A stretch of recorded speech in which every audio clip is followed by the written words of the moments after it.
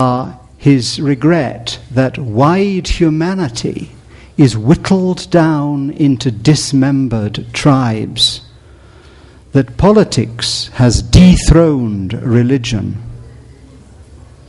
He even says humanity is but a legend, and all that is left is the disunited nations. Now, he was writing at a time when the League of Nations was being painfully constructed and ultimately became a failure in terms of preventing the Second World War. Today, we live not with the disunited nations, but we live ostensibly with the United Nations. And my role in retirement is to be a representative of the International Association for Religious Freedom at the United Nations in Geneva. And those of us who have the privilege to be there are only too aware how difficult it is to achieve this vision of being united. Sir Muhammad Iqbal's warning that we are disunited remains with us today. The association that I serve is now 110 years old, and it's interesting that as early as 1900, moderate-minded Christians, moderate-minded Muslims, moderate-minded Jews and Hindus and Buddhists came together to create what was perhaps the first international interfaith organization. And we're still trying to bring that contribution of dialogue and cooperation into the work of the United Nations, but also at more local levels around the world. And so I'm very inspired that there should be this initiative here in Doha to bring us together, to make understanding and cooperation the real expression of dialogue. A dialogue not just of words, but a dialogue of mentalities and a dialogue of actions. Now, those actions have to be based on principles. And today, the theme we have is to look for the spiritual undergirding of our desire to work together and our desire to build community together, to build a wide humanity rather than the dismembered tribes from which we've come. And we're honored to have three speakers today from three traditions. I take them in the order on the program. Dr. Al-Hashimi is from the United Arab Emirates, a neighbor. And I want to pay tribute to the way in which the United Arab Emirates, through some of its leadership, have supported the Christian-Muslim dialogue over the past years. I remember Dr. Izzuddin Ibrahim, who used to come to Geneva and advise us in some of the early stages of our Christian-Muslim dialogue programs under the auspices of the World Council of Churches. I'm going to ask each of the speakers to introduce themselves briefly, to give us a little bit of their background, and then to take 15 to 20 minutes to speak to us. So I'll turn first of all to Dr. Al-Hashimi from the United Arab Emirates. Dr. Al-Hashimi, you have the word. شكرا سيد الرئيس. بسم الله الرحمن الرحيم. أحمد الله سبحانه وتعالى وأصلي وأسلم على أنبيائه ورسله وعلى سيدنا محمد وعلى آله وصحبه ومن اتبع هديه وتمسك بسنته ودعا بدعوته إلى يوم الدين. بداية كما طلب السيد الرئيس من أن يعرف الشخص المتحدث نفسه، واسمي علي بن السيد عبد الرحمن الهاشمي، خريج جامعة الأزهر، عملت بالقضاء الشرعي ثم بالاستئناف ثم بالقضاء العالي، ثم اختارني حضرة صاحب السمو المغفور له الشيخ زايد بن سلطان آل نهيان مستشارا قضائيا ودينيا لسموه، وكما هو الحال أيضا في عهد خليفته الشيخ خليفة بن زايد حفظه الله. بعد هذا أود أن أنقل تحيات القيادة الرشيدة حضرة صاحب السمو الشيخ خليفة بن زايد آل نهيان وإخوانه حكام الإمارات إلى حضرة صاحب السمو الشيخ حمد بن خليفة آل ثاني أمير دولة قطر المفدى حفظه الله، ويشيد الجميع بما تقوم به قطر في ظل هذه القيادة الحكيمة.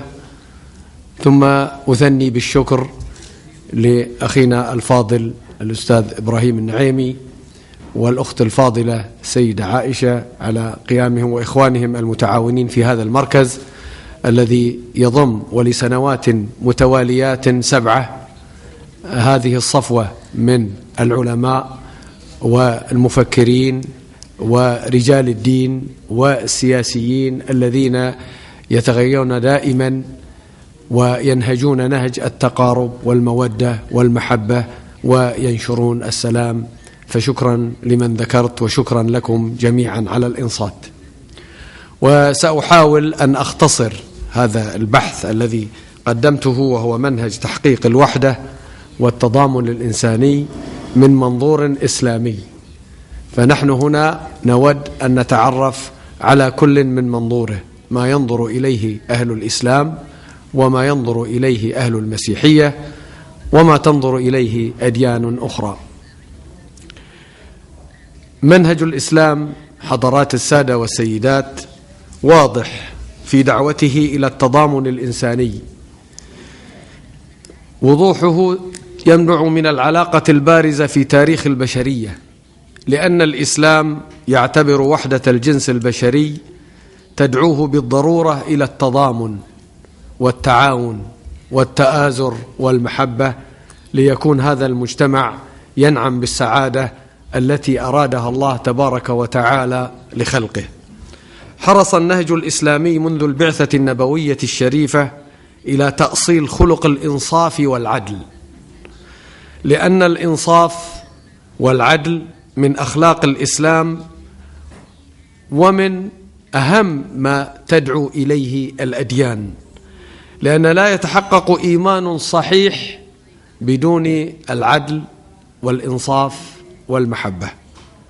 ولقد كان هذا التمسك وهذا الحرص على التضامن سببا في انتشار دعوة الإسلام، واستمرت النهضة التي واكبت هذه الدعوة متمسكة بالتضامن الإنساني في شتى مراحلها.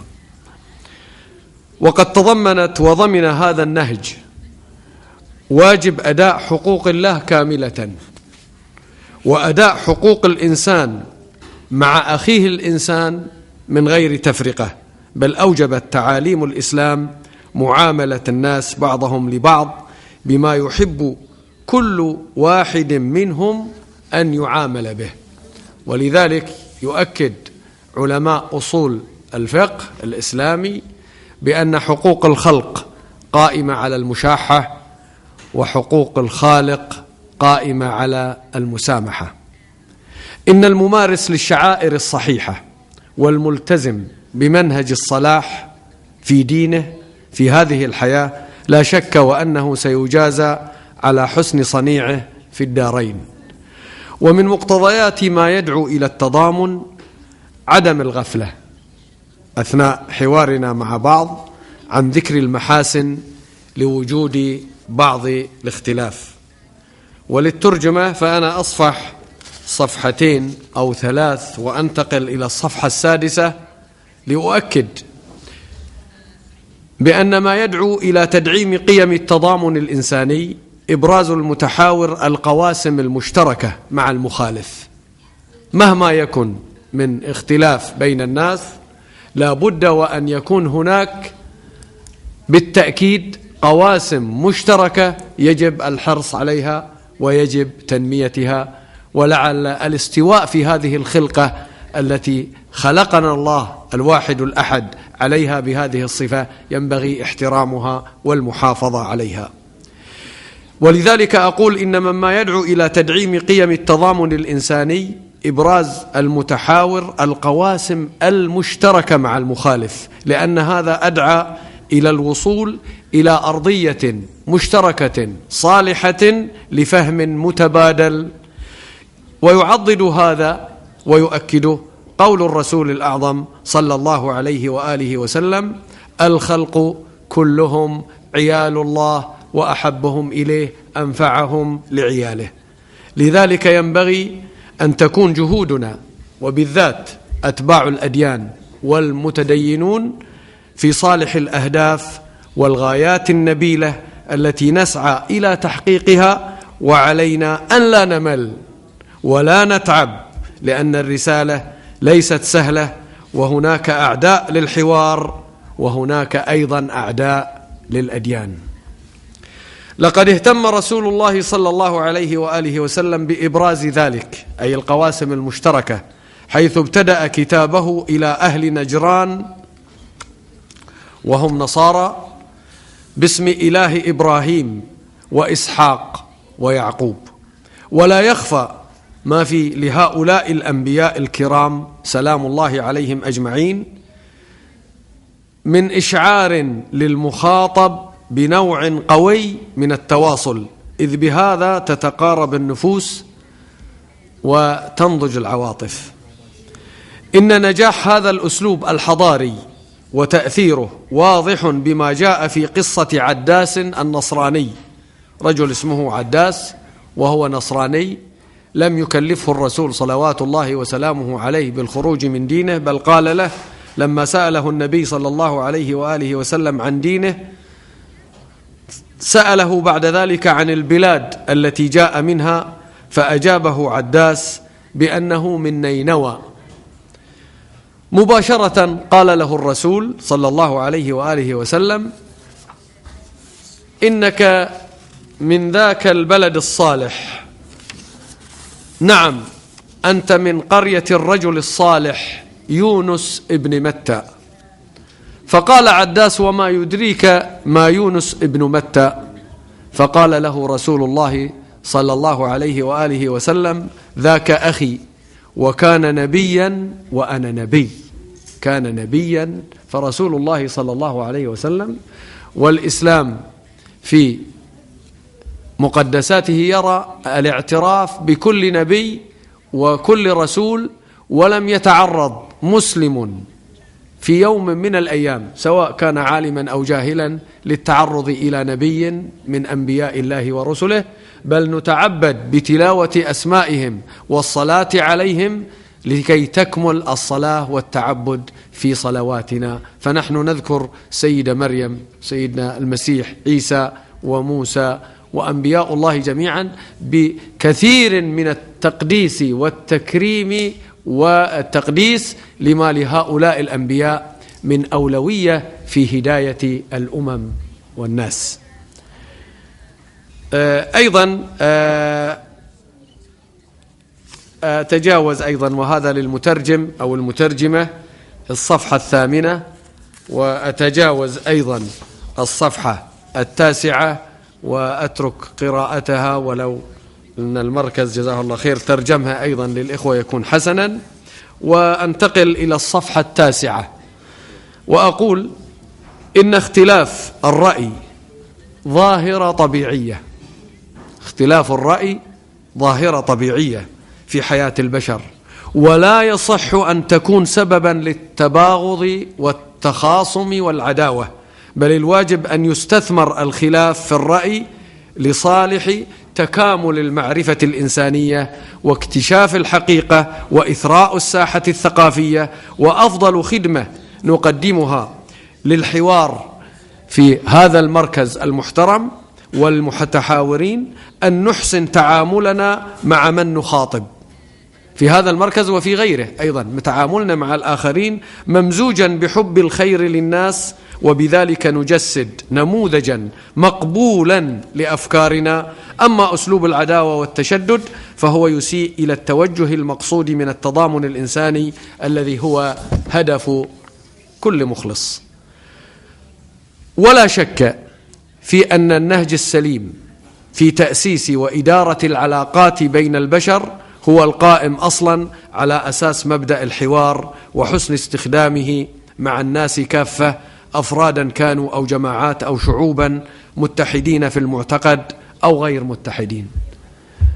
ولا أريد أن أطيل أو آخذ من الوقت ما لم يسمح به السيد رئيس الجلسة، وإنما لابد من إطلالة أيضا على الحوار الذي جرى بين المولى تبارك وتعالى وعباده المخلصين وهم الملائكة حينما أراد أن يجعل على هذا الأرض خليفة. ومن بركات هذا الحوار أن يأتي في أعقاب ما اكتشفه العالم في أمريكا أن الإنسان ليس قردا، وعودتهم إلى أن الإنسان هو مخلوق خلقه الله تبارك وتعالى على عينه، وهذا ما تقر به المسيحية واليهودية والإسلام ولله الحمد، وهو رد حضاري وصفعة قوية على وجوه الملحدين وأتباع داروين الذي ضلل الناس هذه المدة. ثم اكتشف العلماء في أمريكا مؤخرا أن الإنسان ليس قردا وإنما هو خلق سوي. ومع ذلك الملائكة كان لهم حوار مع الله تبارك وتعالى، والله تبارك وتعالى بقدرته وهو القادر على كل شيء أراد أن ينشئ هذا الحوار لكي يتأسس عليه فيما بعد مخلوقاته أن يتحاوروا. وإذ قال ربك للملائكة إني جاعل في الأرض خليفة في سورة البقرة، وإذ قال ربك للملائكة إني جاعل في الأرض خليفة، قالوا الملائكة معترضين أتجعل فيها من يفسد فيها ويسفك الدماء. من شأن الإنسان أن تكون له هذه النقائص وإلا كان ملاكا. ويسفك الدماء قال إني أعلم ما لا تعلمون. فعلم الله تبارك وتعالى الواسع هو الذي يجمعنا في هذا المكان الطيب المبارك لكي نتحاور، لأن الله تبارك وتعالى ابتدأ هذا الحوار، وأنبياء الله عز وجل ابتدأوا هذا الحوار. سيدنا إبراهيم عليه السلام وهو أبو الأنبياء وأبو الرسل وصاحب الرسالة العظمى أيضا حاور ربه فقال رب أرني كيف تحيي الموتى، قال أولم تؤمن أنت خليل الله إبراهيم، قال بلى ولكن ليطمئن قلبي. فإذا الحوار يؤدي إلى اطمئنان القلب، ويؤدي إلى المحبة، ويؤدي إلى التماثل بدل ما يؤدي إلى الاختلاف وما يقع من الخلاف من خصام وعداوات وسفك دماء. قال فخذ 4 من الطير فصرهن إليك ثم اجعل على كل جبل منهن جزءا ثم ادعهن يأتينك يسعيا. إذن تجربة عملية. وسيدنا موسى أيضا عليه سلام الله وهو كليم الله حينما قال رب أرني أنظر إليك، حينما شدد عليه قومه رؤية الله قال لن تراني ولكن انظر إلى الجبل فإن استقر مكانه فسوف تراني. إذن الجبل ينهد من رؤية الخالق عز وجل، وهذا أيضا طريق من طرق الحوار وطرق في الهداية والدعوة إلى الحوار. في القرآن الكريم آيات كثيرة تدعو إلى العمل الحسن والقول الحسن، بل تدعو إلى القول الأحسن. وهنا أيها السادة والسيدات لا بد من الإشارة إلى كيف يتحقق القول الحسن فضلا عن الأحسن في ظل الإساءات المتكررة إلى الإسلام والمسلمين والرسول المبعوث رحمة للعالمين صلوات الله وسلامه عليه. إن العالم بأجمعه في هذا العصر يعاني من ظاهرة تفشي تيارات التطرف الديني والسياسي، وما نجم عن ذلك من أعمال عنف لم تكن معهودة من قبل على هذا النحو من البشاعة والوحشية، وظهور اتجاهات تكفيرية تدميرية لكل علاقة طيبة. وما كان ذلك ليكون لولا استشراء ظاهرة العداء للإسلام وكراهية المعادين له منذ الحروب الاستعمارية الموصوفة بأنها أطماع دنيوية وأحقاد دينية. وما كان التطرف ليولد لولا بروز ظاهرة خطيرة، وهي ظاهرة التحامل على الإسلام والمسلمين وعلى تاريخهم بالمطلق، ونعتهم بأقبح الصور من الإرهاب إلى التخلف الحضاري وغيره من الأوصاف البشعة التي نعف عنها وعن تردادها. كثير من المستشرقين المنصفين من أمثال الأخ رئيس الجلسة جزاه الله خير استشهد بأقوال إقبال، ومع الأسف كثير من العرب والمسلمين يجهلون إقبال، وهذا مما يدل على إنصاف المنصفين من كل ملة ونحلة والذي نحن نرحب به. لذلك كثير من المستشرقين المنصفين من الذين نبهوا إلى مثل تلك الأوصاف الفجة واستقبحوا ورودها في تأليف وتصانيف بعض الكتاب من الغرب وأحيانا من الشرق أيضا. ولذا يقول العلامة المؤرخ جارودي: لم يدرس الغرب الإسلام دراسة صحيحة حتى في الجامعات، وربما كان هذا مقصودا مع الأسف. هذا كلام جارودي. وعلى هذا المنهج المنصف الواعي ألف كاتب بريطاني معروف لديكم وهو ديورانت اعتذار، كتاب سماه اعتذار لمحمد والقرآن. اعتذر فيه المؤلف عن التصورات والأحكام الشائعة في الغرب حول نبي الإسلام صلى الله عليه وآله وسلم، لأن القرآن فتح باب التسامح من أجل التضامن الإنساني عن طريق سورة المائدة وغيرها من السور. ويحدثنا التاريخ الموثق أن رسول الله صلى الله عليه وسلم لا يوضع طعام إلا وسأل: هل أهديتم إلى جارنا اليهودي شيئا منه؟ لأن رسول الله صلى الله عليه وسلم يقول: ما زال أخي جبريل، وهو كبير الملائكة وهو الذي يحمل الوحي إلى الأنبياء والرسل، يقول: ما زال أخي جبريل يوصيني بالجار حتى ظننت أنه سيورثه. يعني لما يموت صاحب الدار يرث هذا الجار مع أبناء صاحب هذا الدار للعلاقة القوية. وذات يوم خطب رسول الله صلى الله عليه وسلم وطلع المنبر، وهو يصعد المنبر ويقول: خاب وخسر، خاب وخسر، خاب وخسر. قلنا: خاب وخسر من هو يا رسول الله؟ قال: من لم يأمن جاره بوائقه. والحقيقة أن الشرق تعرض لهجمات من الغرب ولا زال لا يأمن هذه البوائق. حضرات السادة والسيدات، الأخ الكريم يقول لي الوقت، أنت مش رئيس الجلسة.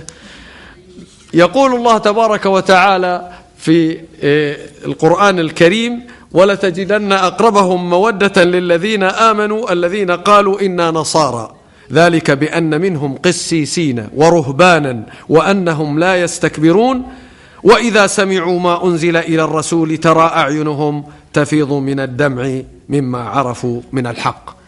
ونحن الحقيقة نبارك ونؤيد الوقفات الطيبة لحاضرة الفاتيكان بإزاء القدس، ونود أن نسمع صوتا مسموعا أعلى، لأن لهم مكانة في نفوس قومهم وفي نفوسنا أيضا، لأننا نحب الصح.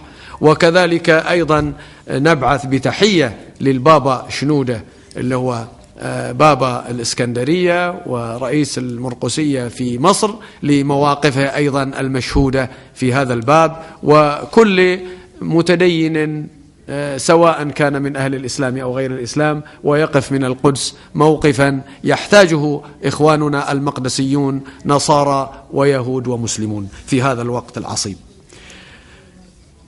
لقد كان من المفروض بدلا من الافتراءات الظالمة والشبهات المغلوطة على دين الإسلام أن يطبع القرآن الكريم مع الإنجيل ومع التوراة، لأن القرآن الكريم ذكر السيد المسيح وأمه الطاهرة البتول، ثلث القرآن يتحدث عن هذه الفترة من حياة السيد المسيح.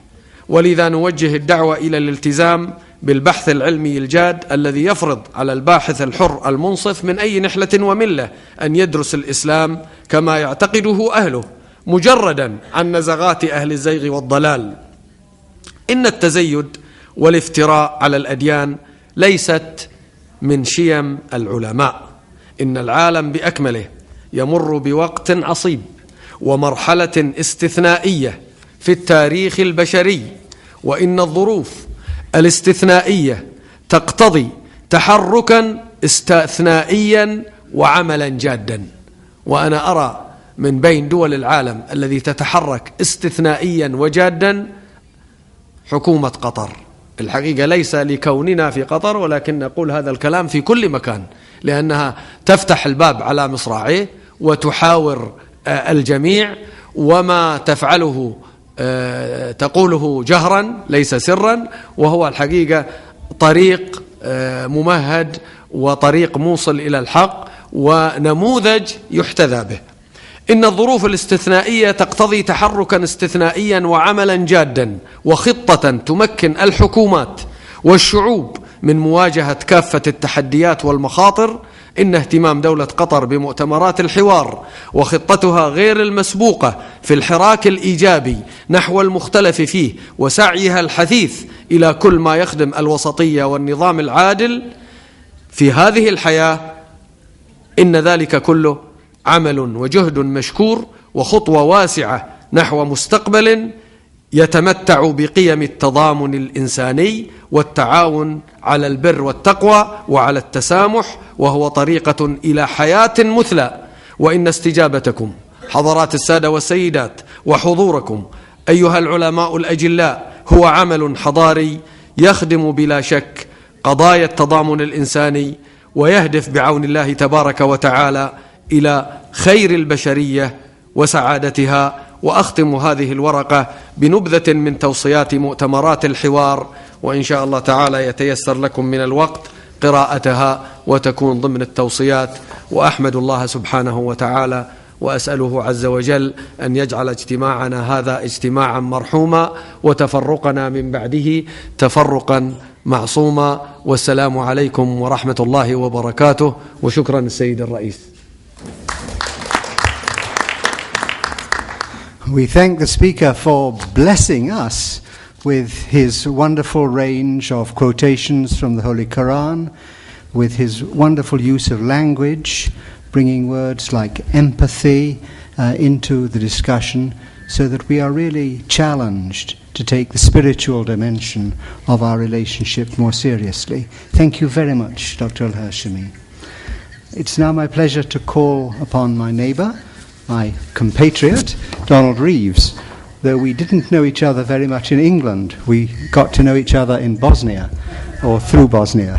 So I turn to Donald Reeves, asking him to introduce himself and to speak to us for 15 to 20 minutes. Thank you. Thank you very much, and I want to thank publicly again Professor Al-Naimi for inviting me here. This is my third visit to Doha. But also I want to thank some people who no one ever thanks, and those are the people in those boxes there. These are the ones who do the translations. Without them we wouldn't be here. Thank you. I should explain briefly who I am. I'm an Anglican priest. When I stopped work as a parish priest, I founded the Soul of Europe. We have been working in the Balkans for 8 years.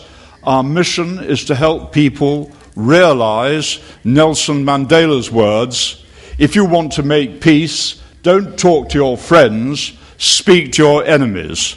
And we are currently in Kosovo, where the Serbian Orthodox Church and the Kosovo Albanians have invited us to try to create a peace-building process. So I've always had my feet on the ground, and that's what we are currently engaged in. But I want to speak about something else in this talk. When I was asked to speak, the word solidarity was the one which came out of the title. And I felt particularly that the most urgent partnership that we need to establish with, the most urgent part of solidarity we need to discover, is certainly with each other, but above all with the earth, with the planet. The threats to our civilization have been well documented, and this is not the place to talk about them. But the earth is a living system. For many years we have been disabling the planet. And whatever our views are about the warming of the earth, one thing is clear: climate change is happening much quicker than we thought. So the Earth is our fundamental partner. It has to be, because, well, we depend on it. We in the West have a lot to answer for. We have been devastating the Earth for short-term profit, which drives the engines of consumption and consumerism. And we all know the reactions to this. Can't do anything, we deny it, we are fatalist about it, some even say it's too late, some believe in technological fixes, some believe that we are moving towards the slow but sure destruction of our civilization. So the first thing I want to say, if the Earth is our partner, that we together, as religious leaders, as academics, whoever we are, have one enormous responsibility, which is to tell it as it is. We, from different religions, have an international presence, a national presence, a regional presence, a local presence, a presence right down to the village and to the street. In other words, throughout the world, the religions are present. And I think, quite honestly, there is a wake-up call to us all to make sure that everybody knows about the threat which is happening to our climate and which is on which our life depends. And I do know, because I've been here before, that many of you are involved in really living in difficult countries where there are difficult conflicts, not least between Israel and Palestine, that these seem to consume everything. But I have to say, we have also to look in these exceptional times, as the last speaker said, to this fundamental partner which we have really abused, which is the Earth.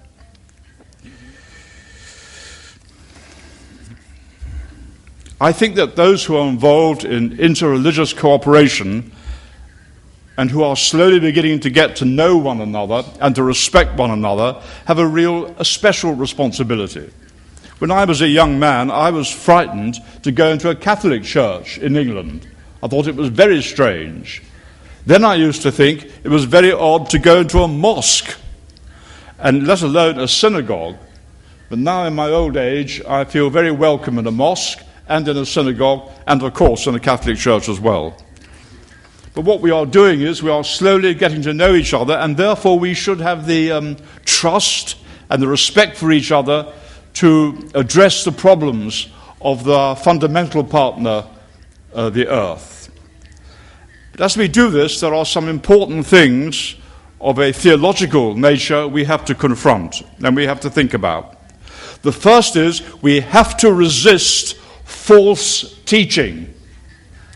Let me tell you what I mean. In Bangladesh, where there's a tiny Christian community, a Christian priest was asking the question in one of his sermons, why are there so many cyclones in Bangladesh? And the answer is, he said, marital infidelity. And then in Dhaka, through the loudspeaker, the imam of one of the mosques said, why is it hell here in Bangladesh? Why is it so hot here? Because you are all sinners, he said. I tell you, that is false teaching. False teaching. It is not true to the witness of the Bible or to the Quran, as I understand it. We are called to take responsibility for one another and for the earth. So we have to confront false teaching, because what the false teaching does is to keep people quiet, because they can't do anything about it. They can't be responsible. Secondly, we have to confront the idea, which we see in the West a great deal. I wish I could think of a simple word here. I hope the translators can manage this, that we are autonomous. Okay? That we are autonomous, that we are self-made, self-sufficient, self-created. We have to really confront that idea. That's a really strong view in the sort of atheist, secular world of the West. then I think we have to think about very carefully the images of God that we use. Now, I realize I may have to disappear under the table now, so you'll get to throw something at me. I think we have to be very careful about the issues, about the images of God that we use as master, as king, as Lord. They may seem to undermine our tradition, but these images have been used by Muslims and by Christians alike as an excuse for exercising power over one another and the earth. So those are some of the things we have to confront from our own, as we think about the big partner, how we are disabling the earth. So we have to counter these attitudes to promote, to dispel apathy, violence, fear, anxiety, and denial. And so in solidarity, as Jews, as Muslims, as Christians, we need to affirm, and you know, this is, the trouble is when I talk, they always become like sermons, this is the point, but we need to affirm at least three things. The first is, the earth is not ours. It is not our earth. It is a living system. We are part of a vast universe. The earth was there before us, and it will be there after us. And we are in the hands of another, of our Creator God. The second thing is, and this is something again which we in the West have great difficulty in, when you talk like this in the West to secular people who have no interest in religion, when you say that our lives, our planet is a gift and that is of great value, that has been freely given to us by God, and the earth is sacred and hallowed ground, people look at you as if you are crazy, because they think surely we did everything. But that is a very important point here, that the life of the planet has been given to us. Thirdly, the opportunity to start to think about our attitude to the earth means that we can take up the strands of the Christian tradition, which I know best, we often ignore. The God who has sanctioned so much violence of our history, and some of you will know about this much more than I do, there is also a radical summons. Christ says, love your enemies and pray for those who persecute you. I remember talking to the Orthodox bishop in near Pristina in Kosovo, and he was going on about, well, he had good reason to, about how terrible the Albanian Muslims were, and on and on and on. He may have felt better talking like that, and then I said, I want to quote to you from St. Matthew's Gospels, love your enemies and pray for those who persecute you. And then we had a good conversation. So imagine a world in which we put up with each other, in which we respect one another. Imagine the world in which we can in some ways create friends with the earth and cherish it. I know some of you may think this is soft, this is unreal, this is absurd, in this type of word of reconciliation.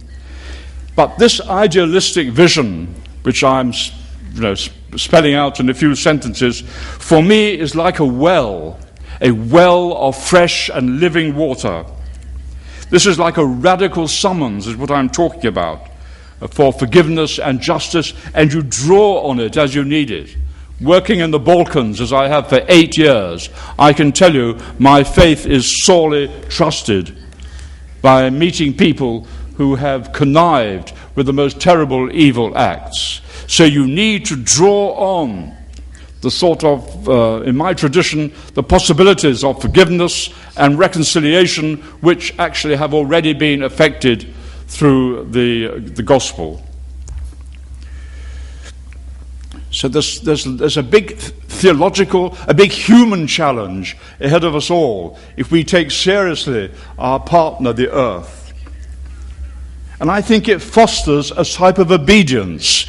When you talk about obedience, it's also something rather grim, as if there's this stern, remote, uncaring, unfeeling God who we've got to obey, or else we will all go to hell. I don't use words like obedience like that. Obedience is a delight, a pleasure in the promises of God and helping to make those promises real, in which we can, I've got to stop, 5 minutes? 3 minutes. I want to say two things now. This is where another talk is beginning, but for me it is almost central what I'm saying. Given the uncertain future we have, the unpredictable future, we need a new type of leader. New types of religious leaders, new types of political leaders. What is lacking in so much of our leadership is an emotional maturity, an emotional literacy. People are good at analyzing, the terrible things which are happening in the world, these exceptional times, and all the risks. And what you get is something very somber and lots of warnings. I mean, Martin Luther King, the great civil rights leader, did not say, "I have a nightmare." I wouldn't follow him. He said, "I have a dream." So at the same time as being realistic about what I have described in terms of the earth, we have to develop a type of leadership which is buoyant, hopeful, upbeat, positive. And that requires a lot of spiritual strength. And I think we need to set up, or someone needs to set up, a global academy whereby potential leaders, religious leaders, politicians can really start to think about the sort of leadership that they will exercise faced with a very, very uncertain future. There's a nice Sufi story. Once upon a time, there was a man who went through the world and he saw all the suffering and he saw all the sickness and the death and the evil that men and women did to each other. And he suddenly shouted at God and said, "Why don't you do something about this?" And God said, "I did. I made you." Thank you.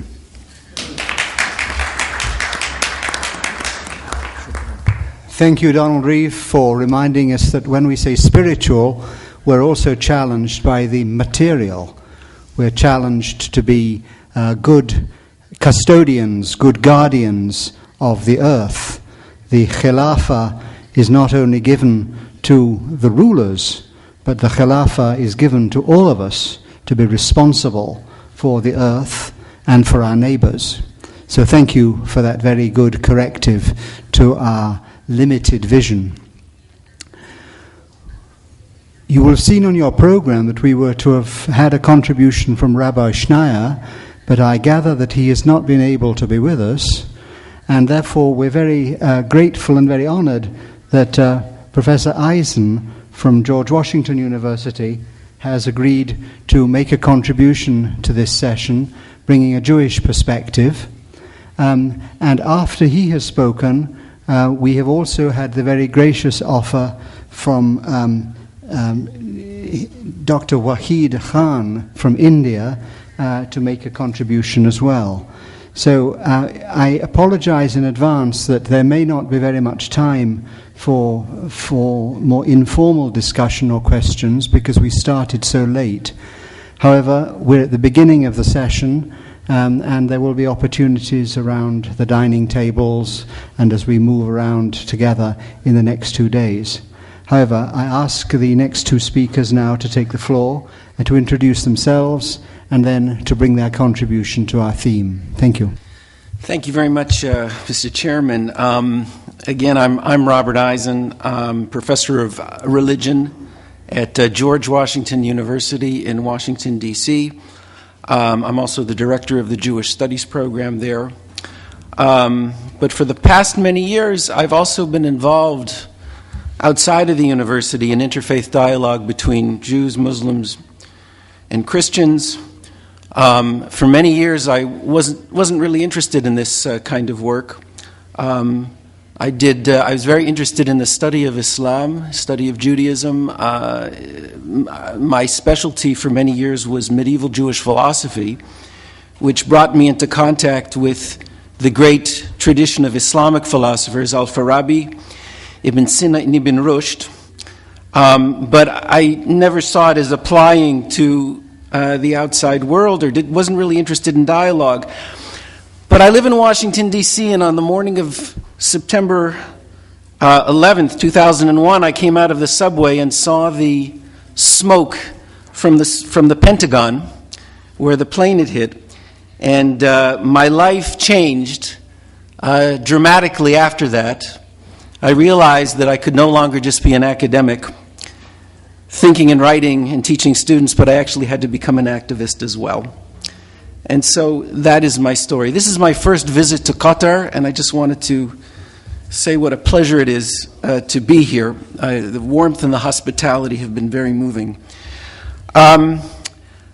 As you heard, I was asked to fill in here, and I therefore didn't really prepare any formal remarks. What I've done is tried to just pull together some ideas from a book that I've written on Jewish views on peace and violence, which is going to be published next year, or actually coming summer, I guess, within the year.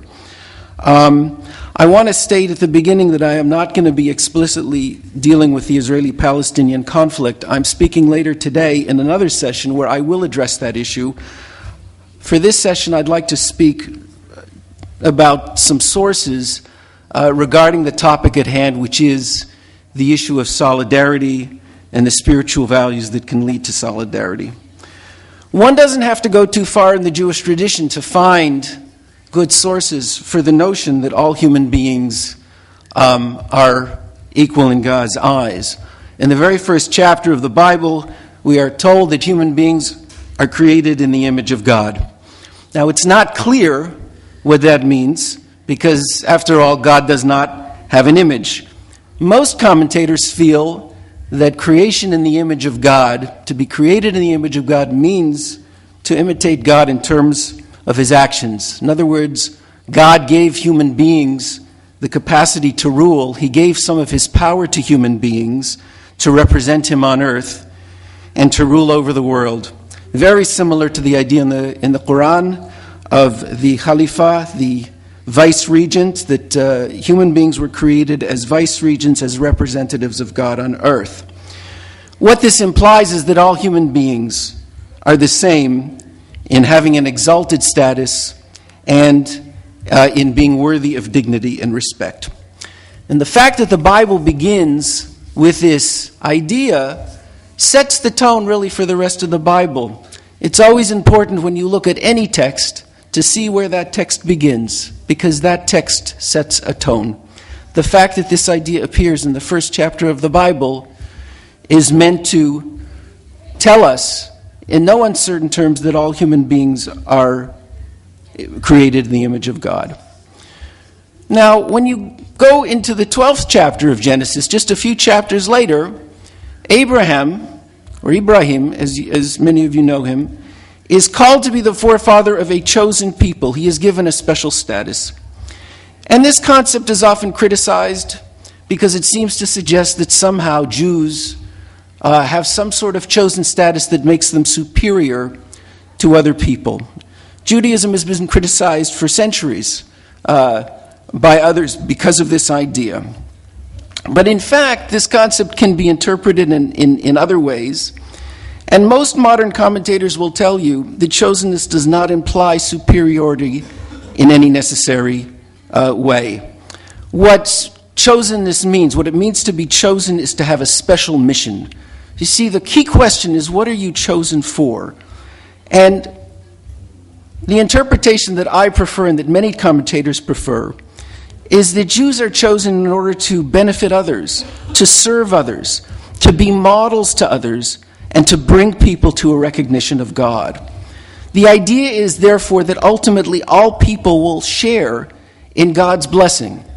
That vision will come into existence in the Messianic period when all people will recognize the one God. It does not mean that human beings and people from other religions have to convert to Judaism. Judaism, for most of its history, does not missionize. It does not try to make other people into Jews. Jews are there to serve as a model for others so that they will come to this recognition on their own. And that recognition, as I've said, occurs in the Messianic period. When Abraham is chosen, this idea is really summarized in the biblical statement that all the families of the earth will be blessed through you. This is a quote from the 3rd verse of the 12th chapter of Genesis, where Abraham is told that all of the families of the earth will be blessed through you. How will they be blessed? They will be blessed because by seeing Israel, by seeing Jews as a model, they too will come close to God. Another phrase that appears in the book of Exodus is that the Israelites, the Jews, are priests among nations. Priests are there in order, they have a special role in any society, but they are also there to serve. Let me also note that in the book of Deuteronomy, in the 5th book of the Torah, we are told that one must love the stranger. The Jew is commanded to love the stranger in one's midst that lives among you. Interestingly, this is the most repeated commandment in the Torah. It is repeated more than any other commandment. It's based on the principle of empathy, of sympathy with the other. God says to the Israelites, to the Jews, you were strangers in the land of Egypt, and therefore you should be kind to the stranger as well who lives among you. We are urged to have compassion on those who are foreigners among us. And this is very key to peace. It's very key to peacemaking. We have, after the Bible, the rabbis who also offer their interpretations of the Bible that enriches this idea of human solidarity. The rabbis, in a way, are our ulama, right? These are the rabbinic sages who interpret the biblical text and are considered authoritative by our tradition. And they, too, try to struggle with this idea of how you can be chosen, but at the same time feel a solidarity and a universal brotherhood with all of humanity. For this purpose, the rabbis come up with an idea that is very basic to the Jewish tradition, which is the idea of the 7 laws of the sons of Noah. What are known as the 7 Noahide laws.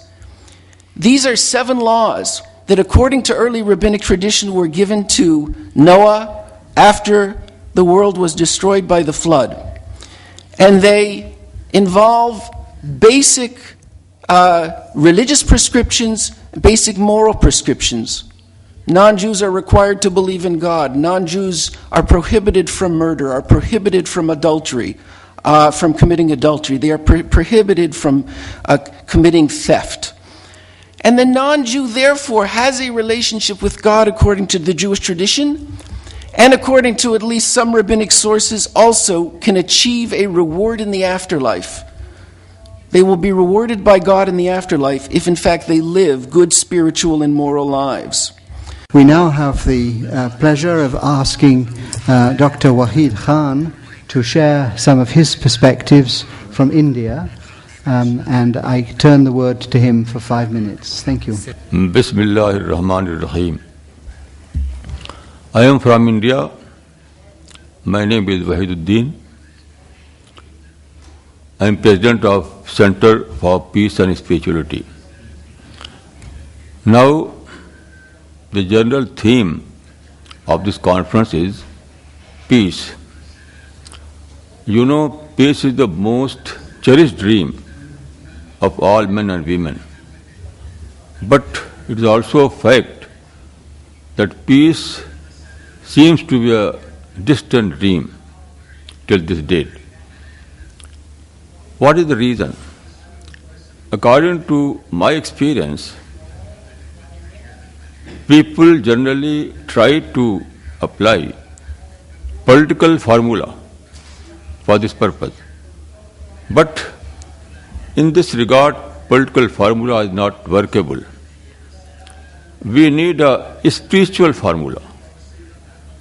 And this spiritual formula was given in the Quran and also demonstrated by the Prophet of Islam. What is this spiritual formula? It is given in the Quran in these words. As-sulhu khair. Literally means reconciliation is the best. It means that conciliatory approach, in other words, spiritual approach, is the best. Prophet of Islam has demonstrated what is conciliatory approach, which I call spiritual approach. The best example you can find in Sulh al-Hudaybiyah, that is Hudaybiyah Treaty. At the time of Hudaybiyah Treaty, the opposite party, that is the Mushrik people, demanded so many conditions. And Prophet of Islam accepted all those conditions unilaterally. All the Sahaba were reluctant to accept it. Sayyidina Umar Farooq said, Lama nauti daniyata min dinina. Why we accept this kind of humiliating treaty? But Prophet of Islam accepted it and signed it. And after finalizing the Sulh Hudaybiyah, God Almighty revealed this verse in the Quran. Inna fatahna laka fatham mubina. It means that this kind of formula that was based on accepting unilaterally all those conditions given by the Prophet of that party was the Fath Mubin. So Sulh Hudaybiyah model was a Fath Mubin, that is clear victory. Now what was Sulh Hudaybiyah? People generally bracket justice and other objectives with peace. It is unnatural. Peace cannot give you justice. It is unnatural. Peace only opens the door of opportunity. So the best formula given by the Prophet of Islam is that establish peace at any cost, and then